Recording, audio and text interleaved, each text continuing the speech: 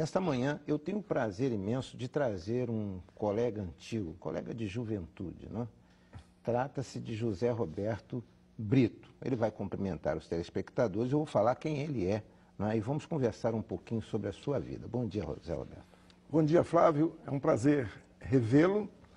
Há 50 anos que a gente se conhece, já trabalhamos juntos, e de voltar aqui a este programa, que eu também estive há 28 anos atrás, uma presença muito marcante. É verdade.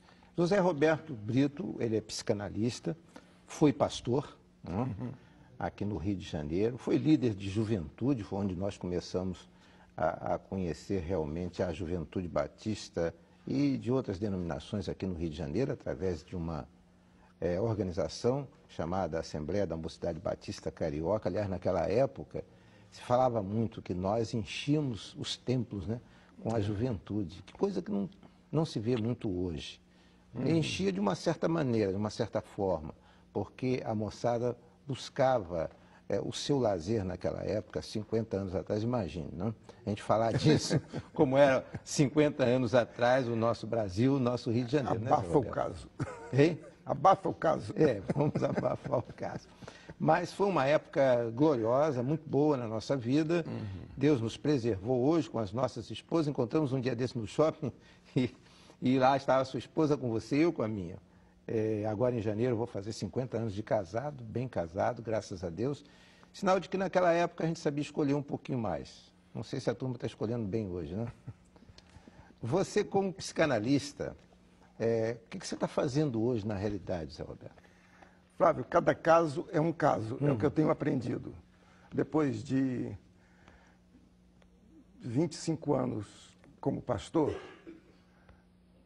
e eu estive aqui nesse programa há 27 anos, e desde então minha vida mudou muito. Eu fui para a psicologia, para a psicanálise, e abri os olhos para uma realidade que me ajudou a superar as ilusões da mocidade, as ilusões de perfeição, as ilusões de verdades absolutas, as ilusões de... Enfim, a minha própria experiência, e eu estou com 74 anos, a experiência já no aconselhamento pastoral àquela época e de consultório de psicólogo e psicanalista, mostram a realidade humana nua e crua, que já não cabe cobri-la com um véu, com a peneira. Exato. Temos que ver a realidade. E quando eu vejo a realidade em mim e nos outros, eu fico mais saudável. Estou saindo de um câncer na próstata, tratado com radioterapia, e ontem eu tive um dia feliz para mim, uma consulta de alta. O tratamento deu resultado. Isso é muito bom, Zé Roberto, porque ao longo da nossa vida a gente vê como esse Deus que a gente crê, né, ele ajuda a gente. Eu também passei por uma experiência dessa há mais de 10 anos. Hoje estou aqui com você. Fiz uma cistectomia, que é uma cirurgia radical, e você falou em câncer. Hoje, às vezes os homens têm muito medo de ir a médicos, etc., de se tratarem, mas cabe aqui en passant, um alerta para os nossos amigos telespectadores. Corram, vão para o médico, principalmente depois dos 40 anos, porque é bom, né? Sempre se descobre alguma coisa. Então você saiu dessa... agora você falou que nesses dias você recebeu essa notícia gloriosa, majestosa, que muitos estão recebendo. E isso para você tem sido uma manifestação, vamos dizer assim, espiritual. Você acha que algo contribuiu para isso, para essa solução? Você como psicanalista? Não, eu prefiro ver as coisas agora, como eu disse, mais realisticamente. Sim. E se a gente for abordar a questão espiritual, é tão sutil, tão diversa. Eu digo que cada um crê num Deus diferente, cada um tem um sexo diferente e pessoal. A nossa cultura gosta de rotular. E eu estou desconstruindo esses rótulos. Eu tenho até um poema que eu agora traduzo em poemas as minhas novas convicções, que diz bem isso, ele é bem curto. Sei. Eu falo das mal traçadas letras. Andei iludido nas sagradas letras da teologia. Me senti sabido com as letras clássicas da filosofia. Fiquei mais confuso no meio de escolas da psicologia. Só com a análise caí na real, removi disfarces, li as entrelinhas, vou reescrevendo com letras profanas a minha poesia. Então, eu estou fazendo da poesia, inventando uma linguagem nova para mim. E cada um tem que inventar a sua linguagem, em vez de repetir fórmulas antigas. Interessante, olha só. A Bíblia, ela tem muitas coisas interessantes, principalmente no Novo Testamento. Mas vamos falar de Jesus Cristo. Quando você falou aí algumas coisas agora, eu notei que bate muito com o que Jesus ensinou. Jesus, ele ensinava o Evangelho do Reino, né, as boas novas, as boas notícias, tudo que é bom, todo mundo quer. Né? E ele quebrou muitos tabus ao longo da sua vida. Ele demonstrou isso, quebrou esses tabus. Eu vi aqui algumas quadras suas aqui e achei interessante o que você escreveu. E, aliás, essa desconstrução, esses poemas, que levou você a escrever isso? Desconstrução. Certo. Justamente, em processo de análise, já há mais de 15 anos, eu aprendi que a linguagem nos constitui como seres humanos. E a própria linguagem nos adoece. E a própria linguagem nos cura. Freud com a cura pela fala. Né? E cada um, como eu disse, precisa inventar a sua própria linguagem. E é o que eu estou fazendo. A poesia me dá essa liberdade. A licença poética. Eu posso falar de coisas que não posso falar nem na intimidade da família, muito menos numa igreja, muito menos num lugar público. Exato. Eu estou terminando um livro meu, que vai sair em breve, e sobre uma autobiografia minha. Eu falo sobre o Evangelho no Brasil, da era do rádio e TV, que é uma história muito interessante. Ainda não tem nada no mercado sobre isso. Mas o que eu quero citar é o seguinte, lá há uma página que eu dedico à minha esposa. Quando você falou sobre fé, sobre ideia de um Deus, e lá eu conto uma história verdadeira, real, que a minha esposa passou num momento em que ela foi levada para um hospital, numa crise tremenda, e ela teve uma hemorragia interna por causa de uma gravidez tubária e ela deixou de existir ali naquele momento e passou a existir fora do corpo dela. Se eu conto isso aqui na televisão, conto isso no livro, falo para as pessoas, estive em vários lugares falando sobre isso, muita gente, né, cria algumas ideias contra mim, quer dizer, poxa, mas será que isso existe? Existe, acontece. E ela narra perfeitamente tudo o que ocorreu com ela. Eu aproveitei aquele livro Vida Após Vida, né, de um famoso escritor norte-americano, que ele fez uma comparação de várias ideias de pessoas que passaram por essa mesma experiência que a minha esposa passou.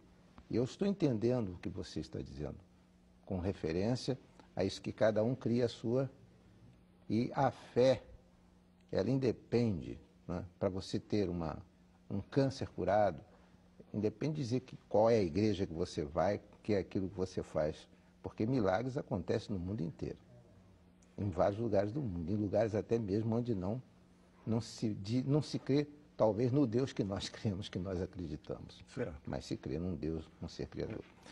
Zé Roberto, eu quero agradecer muito a sua presença no nosso programa hoje, foi muito bom esse nosso reencontro, né? Esse é o programa Reencontro, 48 anos no ar, e isso é bom porque quando a gente traz pessoas aqui, fala do passado, vem sempre à nossa mente, a figura de Nilson do Amaral Fanini, que foi uma pessoa que inspirou muitas pessoas aqui no Brasil e no mundo inteiro, e que nos traz a oportunidade de rever amigos, também como você, através desse programa aqui. Você pode se despedir agora. Ok, eu agradeço. Bacana. Reconheço que estou em uma nova faixa de onda. A minha fé é naquilo que eu crio e não naquilo em que fui adestrado, em que fui ensinado. Verdades absolutas eu não creio. E sendo tudo tão precário como a nossa própria vida, a gente tem que encontrar um objeto a que se dedica, e eu estou fazendo isso com a poesia, com a psicanálise, não como uma teoria, mas como uma forma de viver e agir. Perfeito. Eu agradeço a oportunidade. Viva a diferença. Ok. Obrigado, Zé Roberto. Você não vai desligar, porque o programa Reencontro prossegue aqui através da nossa TV Brasil. Fique com a gente.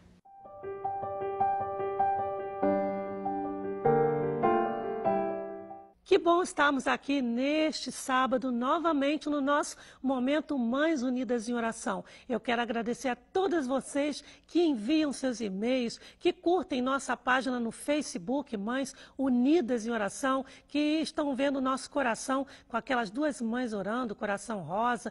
Vocês que enviam mensagem inbox pedindo informações sobre o ministério e recebem. Vocês que fazem suas inscrições online, ou seja, vocês que mandam a sua relação dos filhos e a escola que vocês vão orar. Muito obrigada. Eu quero hoje agradecer as irmãs do Balneário Camboriú, ali em Santa Catarina, por todas vocês que estão no ministério participando ativamente, a irmã Ângela, a irmã Sabrina, que Deus abençoe a vocês, que Deus continue derramando ricas bênçãos, porque Mães Unidas de Oração é um ministério onde Deus toca as mães. Não adianta você fazer uma inscrição online se você não vai orar pelo seu filho. Então, eu sei que quando você entra ali e faz a sua inscrição ou manda um e-mail querendo informações, é porque o Espírito Santo de Deus já tocou no seu coração, como é o caso da Jaqueline Gomes Fernandes, ali de Rio Branco, no Acre, e o Colégio Estadual Barão do Rio Branco.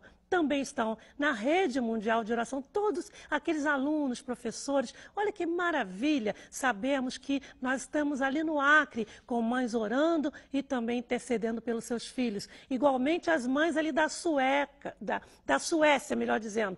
O livro traduzido para o sueco, esse que está aqui nas minhas mãos. Também as mães ali estão orando pelos nossos filhos. É Suécia, é Suíça, toda a Europa, e nós sabemos o que Deus tem feito na vida dos nossos filhos, porque Mães Unidas em Oração, filhos protegidos. Todo filho precisa de uma mãe que ora. Você já orou pelo seu filho hoje? Que o Senhor nos abençoe. Amém.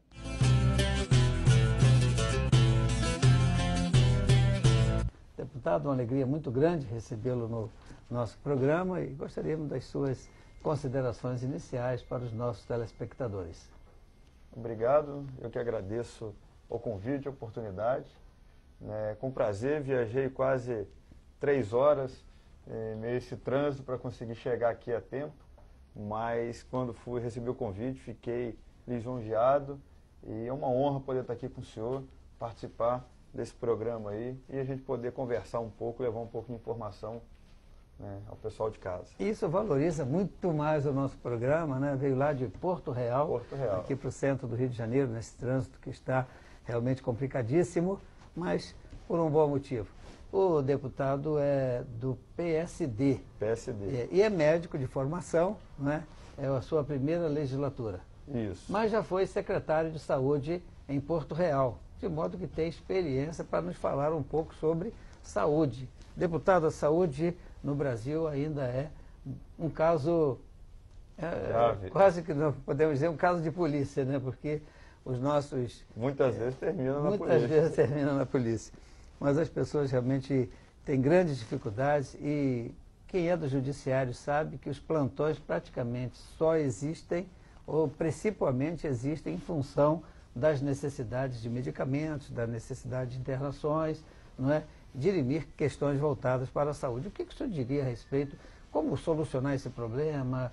Como é a formação do médico?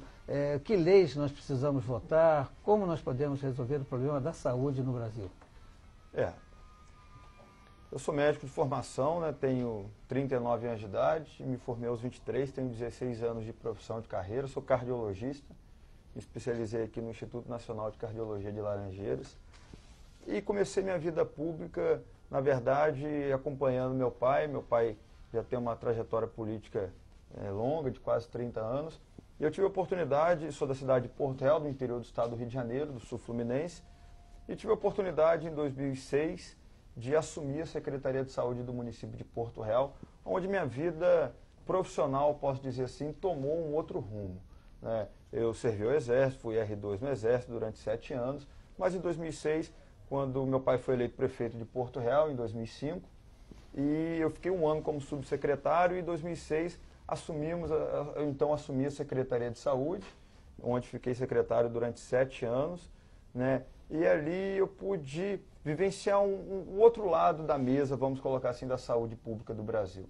Muitas vezes o médico, quando ele está no papel somente de médico, de prescritor, ele tem uma visão da saúde pública, uma visão da saúde diferente quando ele passa a ser o gestor dos recursos, né, e vivencia todas aquelas dificuldades. Então, quando nós assumimos o município de Porto Real, nós tínhamos uma rejeição muito grande em saúde, era a maior queixa da população de um modo geral, e foi um desafio, porque a gente sabe que uma das maiores demandas, se você qualquer pesquisa de opinião pública, a saúde é a maior reclamação da população de um modo geral. A gente se depara até hoje com uma saúde subfinanciada, com diversos gargalos, com uma má gestão também, muitas vezes. Então, nós vivenciamos isso quando assumimos a Secretaria de Saúde de Porto Real, e foi um grande desafio, porque o nosso compromisso era levar uma saúde de qualidade. E ali, para mim, foi uma experiência.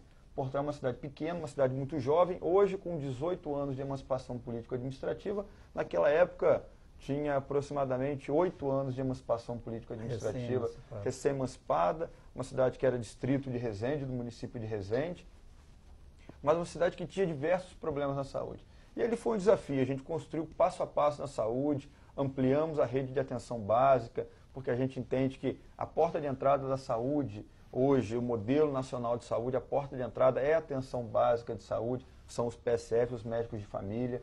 Então, nós tínhamos aproximadamente 30% de cobertura de PSF e ampliamos para 100% de cobertura de PSF. Em todas as unidades, nós implantamos a saúde bucal, né, o dentista junto ao médico, a enfermeira, toda a equipe completa para poder oferecer à população um atendimento de melhor qualidade. Informatizamos toda a saúde, de um modo geral, tanto a parte de atendimento médico quanto a parte interna, a parte administrativa, né, a parte de faturamento, de controle e avaliação da Secretaria de Saúde. Criamos os programas como DST-A, tuberculose, hanseníase, saúde da mulher, saúde do homem, né, com planejamento familiar, hipertensão e diabetes, né, estruturamos a vigilância epidemiológica, a vigilância sanitária, que controla as vacinações, de um modo geral, faz o controle preventivo das vacinações no dia a dia.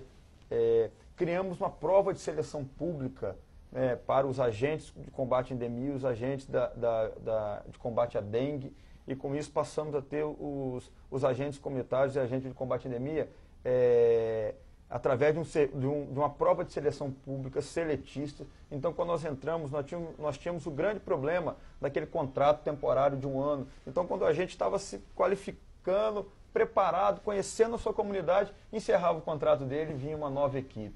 Então, isso atrapalha, de certa forma, o andamento do trabalho. Então, hoje, nós, com a prova de seleção pública, os agentes são seletistas, então eles têm um contrato definitivo no município por CLT, então o agente passa a ter uma maior participação junto àquela comunidade, junto àquelas famílias, conhecer melhor o problema do dia a dia, porque o agente é o elo de ligação entre a comunidade e a unidade de saúde da família, de uma certa forma. É quem visita, é quem está nas casas, quem acompanha, quem ajuda a fazer o trabalho preventivo então, das unidades. Implantamos a saúde mental, o ambulatório de saúde mental, o CAPS, o CEL, o Centro de Especialidade Odontológica, e o Centro de Reabilitação de Fisioterapia, a farmácia municipal, ampliamos a nossa grade de distribuição para mais de 400 itens de medicamento. Sabemos hoje que uma grande demanda do judiciário na saúde pública é a dispensação de medicamentos, porque com a indústria farmacêutica ela ampliou muito o seu leque. Então hoje a grade do SUS ela é limitada com 80, 90 itens de medicamento. Só que com a indústria farmacêutica avançou muito, então você tem diversos medicamentos hoje no mercado que o médico ele prescreve para o seu paciente. E aquele paciente não encontra na rede pública, ele busca o judiciário para que ele tenha acesso direito ao medicamento. Sabemos o quanto custa caro hoje os medicamentos, preços absurdos. Então, é um grande problema que enfrentamos na saúde. A parte de exames complementares também. Sabemos que muitas vezes é difícil para um município só ele ter dentro da sua esfera municipal toda a parte de exames complementares necessários para um bom atendimento dos seus usuários. Então, aqueles exames que nós não tínhamos no município, nós contratávamos em clínicas terceirizadas e clínicas privadas, né? Hoje, de certa forma, a saúde pública ela tem muito contrato com clínicas privadas, então nós contratávamos aqueles exames em clínicas privadas da região ali dos municípios vizinhos, para não deixar o usuário sem aquele exame, que também a gente sabe que é uma grande demanda do judiciário também, quando o paciente precisa fazer um exame ou precisa de uma internação e ele não encontra na rede pública, ele busca o judiciário para que possa fazer garantir o seu direito do SUS, da saúde universal, né, para todos, um direito de todos, um dever do Estado fornecer saúde ao cidadão. Muitas vezes isso não acontece. Então nós procuramos trabalhar nessas questões, ampliar nossa rede de medicamentos, nossa rede de exames, criar uma estrutura de atendimento de saúde, um centro de especialidade diagnóstica com exames complementares, com médicos especialistas para poder ser referência e contra-referência da unidade de saúde básica da família. Criamos um hospital municipal, construímos um hospital no município, um investimento na época de aproximadamente 13 milhões de reais, todos de recursos do município, com aproximadamente 50 leitos, 2 salas de cirurgia, uma maternidade com 9 leitos, né, para parto normal e parto cesariana, também com uma sala cirúrgica, tudo isso interligado, um pronto-socorro adulto, um pronto-socorro infantil, 6 leitos de UTI, 6 leitos de repouso. Então, se você para olhar uma cidade hoje, aproximadamente com 20 mil habitantes, com uma estrutura de saúde dessa, um hospital com investimento de 3 milhões de reais, com um hospital de 6 leitos, né, a gente costuma caminhar para municípios vizinhos, com populações de 180, 200 mil habitantes, com 9 leitos de UTI apenas. Nós vamos voltar a esse tema, nosso tempo já está esgotado. Nós temos aqui um tempo muito pequeno. Nós vamos voltar. No próximo bloco nós falaremos sobre a saúde nos outros municípios, né? E no estado e nos outros estados também no Brasil.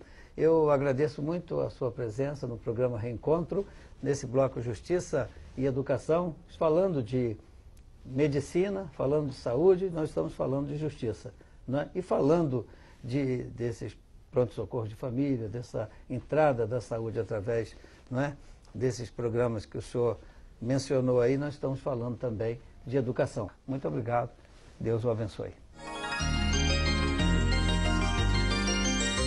Reencontro que está caminhando para 50 anos, ininterruptos na televisão brasileira, segundo eu saiba, o programa de televisão mais antigo do Brasil.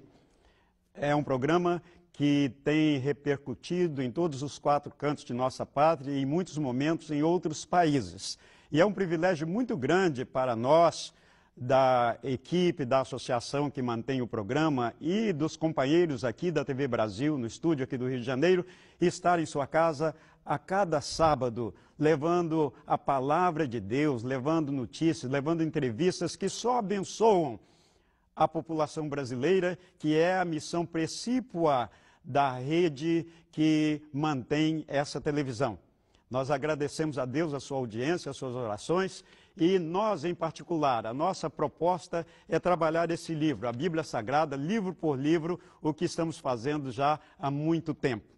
E começamos, então, o Novo Testamento, ou o Segundo Testamento, ou o relato da vinda de Cristo, que era prometida pelo Velho Testamento, o Antigo Pacto, e estamos tratando, então, dos livros biográficos, começando com o Evangelho de Mateus.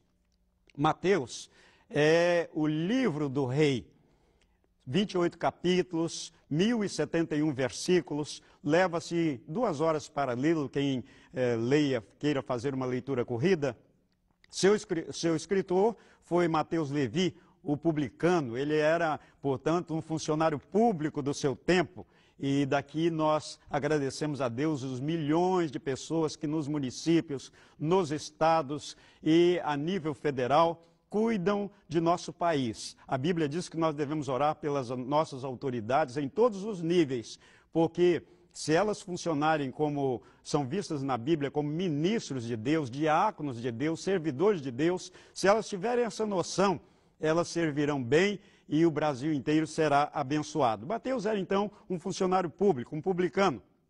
Ele era judeu, mas trabalhava a serviço do Império Romano. Ele escreveu o seu evangelho por volta do ano 58 de nosso tempo, de Jerusalém, dirigido aos judeus de todo o mundo, em particular os de Jerusalém, e narra cerca de 35 anos da história de Cristo, da nossa história depois de Cristo. O tema central desse livro é Cristo como o Messias, o Rei Messias, prometido no Velho Testamento. E então Mateus narra como este rei chegou, e ele chegou ali em Belém, com aquele anúncio maravilhoso de um coral celestial, nasceu numa vila, num lugar humilde, porque era tempo de censo, e Mateus então trata de tudo isso. O verso-chave desse livro está no capítulo 27, versículo 37, que diz assim: puseram-lhe por cima da cabeça a sua acusação escrita, dizendo, este é o Jesus, o Rei dos Judeus. Foi escrito zombeteiramente, mas nada podia ser tão preciso quanto essa descrição. A palavra-chave desse livro é reino, que aparece 50 vezes nos 28 capítulos, e Jesus é descrito juntamente com os discípulos, os 12 discípulos e as mulheres, e aqueles que o ajudavam, como realizando o trabalho do Rei Jesus aqui na terra. Jesus é visto no livro como o monarca messiânico e como aquele que rege com segurança o reino de Deus. E nós, a humanidade, somos vistos nesse livro como nos submetendo ao reinado do Senhor Jesus. Jesus não cuida do seu reino como se fosse um reino democrático ou autocrático ou uma ditadura. Não. Ele cuida do reino de Deus como o Rei Supremo, a quem todos nós devemos nos submeter, devemos nos ajoelhar diante dele, mas o reinado dele não é despótico. O reinado dele é amoroso. Ele diz, vinde a mim, todos vós que estáis cansados, e eu vos aliviarei. Tomai sobre vós o meu jugo e aprendei de mim, que sou manso e humilde de coração. Nós encerramos esta mensagem deste sábado, solicitando a você que olhe para Jesus como aquele que morreu na cruz para limpar os seus pecados e que quer habitar dentro do seu coração pelo seu Santo Espírito, fazer morada em você, para que a sua vida reflita a doçura, o amor, a graça, o perdão de nosso Senhor e Salvador Jesus Cristo. Ele quer você para habitar em você e, através de você, continuar trabalhando nesse mundo como ele trabalhou quando estava pessoalmente, corporalmente conosco. Que Deus abençoe você nesse sábado, nessa nova semana e por todo o restante de sua vida, em nome de Jesus.